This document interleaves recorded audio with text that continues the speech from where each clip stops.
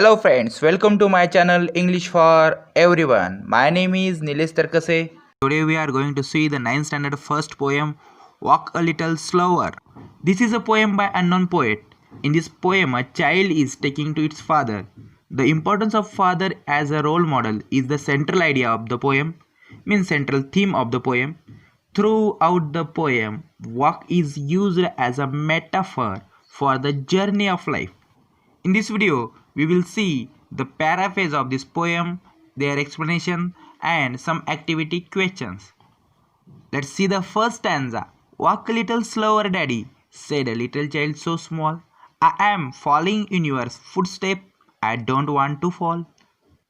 See on your mobile screen, there is a paraphrase. See the paraphrase of this stanza. The little child requests its father to walk a little slower. That means the child wants to understand the actions of its father better. The child adds that it is following in its father's footstep. That means it wants to follow the same way of life, father's way. The child does not want to fall. That means it does not want to be failure in his life. Hence, the request to slow down. मराठीमध्ये या स्टँजाविषयी आपण माहिती मिळवूयात. आपल्याला माहितीच आहे की आपल्या घरातलं एखादं लहान मूल हे मोठ्या व्यक्तीचं अनुकरण करत असते, अनुकरण प्रिय असते आणि लहान मूल हे मोठ्या व्यक्तीचं अनुकरण करते, म्हणजेच थोडक्यात त्यांच्यासारखी कृती करण्याचा तो प्रयत्न करतोय. आणि मग ही कृती करत असताना तो कधी पडतोय, कधी त्यासारखी कृती करता येत नाही. आणि म्हणून ही नवीन येणारी जी पिढी आहे, ही नवीन येणारी पिढी जुन्या पिढीच्या मार्गदर्शनाखाली, म्हणजे त्यांना योग्य सल्ला, योग्य मार्गदर्शन लाभलं तर त्यांचं जे येणारं आयुष्य आहे ते सोपे जाईल. म्हणून अशाच एका लहान बालकाने आपले असे विचार व्यक्त करतोय की तो त्याच्या वडिलांना विनंती करतोय की मला तुमच्या मार्गदर्शनाच्या खाली, मला तुमच्या मार्गावर चालायचं आहे, या मार्गातून मला जायचं आहे. आणि म्हणून तो वडिलांना विनंती करतोय की बाबा तुम्ही थोडीशी तुमची गती धीमी ठेवा. बघा आपण लाईन बाय लाईन यावेळीचा अर्थ पाहूयात. Walk a little slower daddy, बाबा तुम्ही थोडे सावकाश चाला. Said a little child so small, अशी विनंती एक लहान मूल आपल्या वडिलांना करत आहे. I am following in your footstep, मी तुमच्या पावलावर पाऊल टाकत आहे, चालत आहे. I don't want to fall, मला पडायची इच्छा नाही, म्हणजे अडकळून पडायची मला इच्छा नाही. म्हणजे या कवितेतल्या बालकाला आपल्या वडिलाप्रमाणे आपली वाटचाल, आपल्या जीवनाची वाटचाल करायची आहे. त्याला आपल्या वडिलाप्रमाणे यशस्वी जीवन जगायचं आहे. आणि म्हणून तो बाबांना सांगतोय की थोडे सावकाश चाला. तुम्ही सावकाश चाललात तर मीही तुमच्या मार्गाचे अनुकरण करू शकेल आणि तुमच्याप्रमाणे योग्य मार्गाने आयुष्याची वाटचालही करू शकेल. आणि जर तुम्ही सावकाश चालला नाहीत, मला अपयश येईल, मी जीवनात यशस्वी होणार नाही. म्हणून तो त्याच्या वडिलांना सांगतोय बाबा तुम्ही थोडे सावकाश चला. Second stanza. Sometimes your steps are very fast, sometimes they are hard to see. So walk a little slower daddy for you are leading me. ह्याचा पॅराफ्रेज तुमच्या स्क्रीनवर दिसतोय. The little child tells its dad that sometimes his means father steps are very fast and at some other times they are hard to see. That means the child at a time finds it difficult to understand the actions of its father and wants him means father to be more considered to his needs. According to the child, it is important because the father is leading him. That means the father is the child's role model in a life. मराठीमध्ये आपण माहिती घेऊयात. बघा line अशी आहे. Sometimes your steps are very fast, म्हणजे बाबा कधीकधी तुम्ही फार वेगाने पुढे जातात. युअर म्हणजे इथे उद्देशून सांगितले त्याच्या वडिलांना, म्हणजे त्याच्या डॅडीला, वडिलांना. बाबा कधीकधी तुम्ही फार वेगाने पुढे जातात. Sometimes they are hard to see me, तर कधी तुमची पावले मला दिसेनाशी होतात. याचा अर्थ असा आहे की काही वेळा वडिलाची कृती, त्याचे वर्तन समजणे मुलांना कठीण जाते. आणि मग अशावेळी त्यांनी आपल्याला, म्हणजे वडिलांनी आपल्याला समजून घ्यावे, स्वतःबरोबर सांभाळून पुढे न्यावे अशी इच्छा बालकांना असते. म्हणून तो वडिलांना सुचवतो तसं.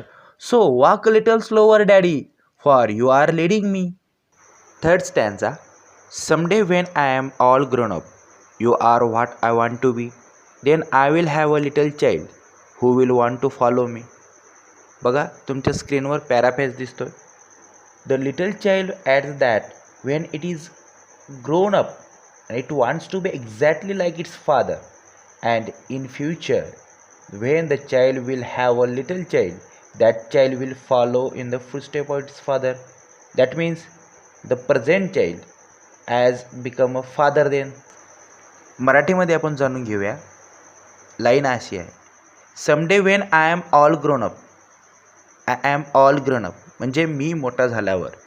You are what I want to be, then I will have a little child. बघा इथे तिसऱ्या स्टँजामध्ये बालक वडिलांना सांगतोय की मी मोठा झाल्यावर मला तुमच्यासारखं व्हायचं आहे. You are what I want to be. आणि त्यावेळी then I will have a little child, त्यावेळी मला माझे मूल देखील असेल. आणि म्हणून ते देखील who will want to follow me, तोही माझं अनुकरण करणार. याचा अर्थ की कवितेतले जे बालक आहे तो मोठा होऊन आपल्या वडिलाप्रमाणे बनू इच्छितो आणि आपल्या भविष्यातले होणारे मूल तेही त्याचे अनुकरण करेल, म्हणजे त्याच्या वडिलाचं अनुकरण करेल. म्हणजे येणारी प्रत्येक पुढची पिढी ह्या मागच्या पिढीचा आदर्श समोर ठेवून वाटचाल करत असते. Fourth stanza, and I would want to be lead just right and know that I was true, so walk a little slower daddy for I must follow. Let's see the paraphrase of the stanza. Here in this fourth stanza, the child further adds in the fourth stanza that it wants to be lead its future child just as the way of its father lead its now. So it is important to make sure that it leads future child in the true way. For that the child must now understand its father's actions better. Hence the child requests to its father again to go a little slower. मराठीमध्ये माहिती घेऊयात. आपण तिसऱ्या स्टँजामध्ये पाहिलं आहे की बालक मोठा झाल्यानंतर त्याला होणारं भविष्यातलं मूल हे त्याचं अनुकरण करेल, त्याच्या दिशेवर वाटचाल करेल. आणि म्हणून या फोर्थ स्टँजामध्ये त्यांनी नमूद केलं असं की I would want to lead just right, मलासुद्धा योग्य दिशेनं त्याला मार्ग दाखवायचा आहे. दॅट आय वॉज ट्रू, योग्य दिशा दाखवायची. आणि ही दिशा दाखवण्यासाठी त्याच्या वडिलाची या बालकाच्या वडिलाची दाखवलेली दिशा योग्य रीतीने समजून घेणे गरजेचं आहे. त्यानुसार आपले जीवन त्याला घडवता येईल असे त्याला महत्त्वाचे वाटते. कारण पुढे येणारी जी पिढी आहे ही पिढी त्याचेही अनुकरण करणार आहे हे त्याला ठाऊक आहे. म्हणून तो वडिलांना विनंती करतो, so walk a little slower daddy for I must follow you. Okay, let's move on the English workshop. First question तुमच्या स्क्रीनवर दिसतोय, रीड द पोएम अलाउड. हे घरी बसल्या तुम्ही करू शकतात. Let's move on the second question, put the words given in the brackets in the proper blanks. आता तिथं ब्रॅकेट्समध्ये आपल्याला एक वर्ड ऑप्शन दिलेत, अल्टरनेटिव्ज दिलेत. त्या अल्टरनेटिव्जपैकी कुठला तरी एक अल्टरनेटिव्ह एका ब्लँकमध्ये, दुसरा अल्टरनेटिव्ह दुसऱ्या बँकमध्ये. बघूया आपण. First A, the blank is talking to its father. स्क्रीनवर प्रश्न पाहिल्याबरोबर तुम्हाला उत्तर आलं असेल. पहिल्या ब्लँकमध्ये उत्तर आहे फादर, दुसऱ्या ब्लँकमध्ये उत्तर आहे child. Yes, the father is talking to its child. दुसरा B, the blank is leading and the blank its following. आता याही प्रश्नामध्ये तुम्हाला समजलं असेल की कोण कोणाला लीड करते म्हणजे नेतृत्व करणे, दिशा दाखवणे. आणि दुसरा आहे फॉलोइंग म्हणजे त्याच्या दिशेवर वाटचाल करणे. मग या कवितेमध्ये आपल्याला कळते की कोण कोणाच्या वाटेवर वाटचाल करते. Yes, the father is leading.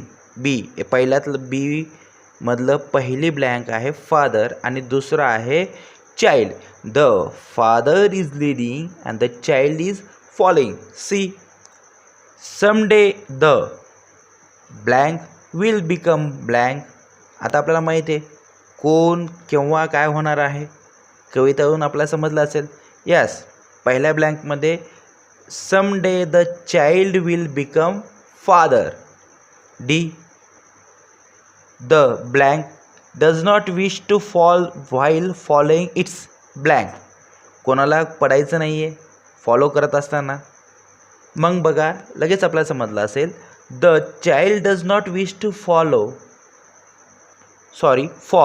While following its father.